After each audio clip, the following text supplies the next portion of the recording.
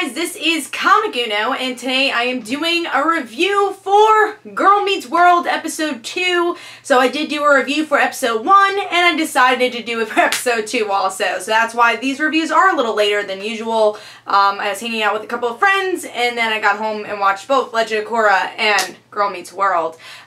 So Girl Meets World, Episode 2 is about communications, really, which is really great because I'm a communications major, so there's a lot of different themes that I was really enjoying with this episode.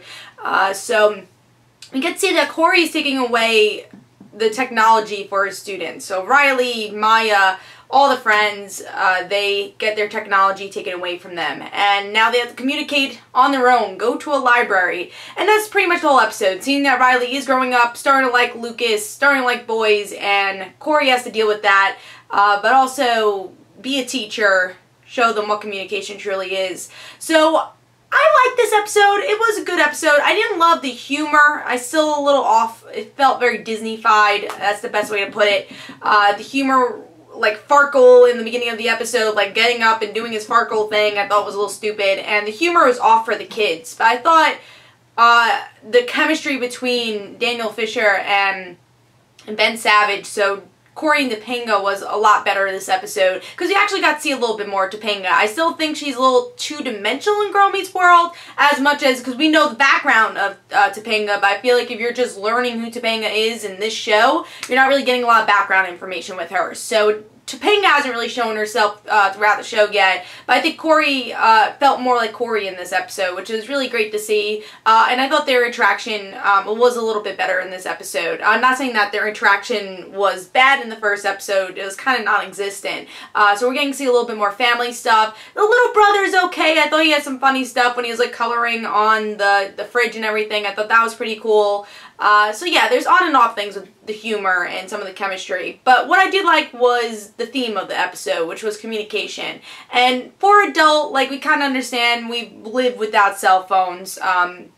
So we understand life without cell phones, or, you know, people are in college or after. Kids really don't. So it's interesting to give that lesson to kids of, well, what do you do without cell phones? How do you communicate? You can find out that your best friends can draw. Or you can find out more about the person you like. And I thought that was a really good message, and that's what I love about Boy Meets World, was the good messages. And I think we got a really cool message here too, that many adults are, you know, already know, but for the kid element of this show being on Disney Channel, I really respected that. And I think kids could look at communication in a different way. And that I also want to bring up Maya's character, because she really surprised me this episode. I thought her character was a lot better because it didn't feel so cheesy the way they were doing it. I was like, oh no, you know, I don't have a family, because that's so much like Sean. In my first review I said it's Sean with a wig. I felt like Maya had a little bit more of a presence here. Her just having a flip phone, or her learning that she was an artist. I thought those were two really great elements to the episode. So, if anything, I think Maya was the MVP of this episode. I thought she really shined in this episode.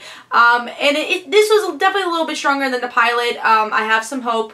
So yeah, I thought this, hopefully the show will give us more references. I didn't really get to see as many references in this episode. But yeah, I enjoyed it. I thought this was a really good theme, and even though there were some things that are off, I think there's a lot of improvement to some things I had problem with in the pilot episode. So I hope you guys enjoyed. This is Comic Uno. Guys, don't forget to follow me on Twitter for Comic Uno and the right situations, and don't forget to like my Facebook page, and I'll see you guys later. Bye.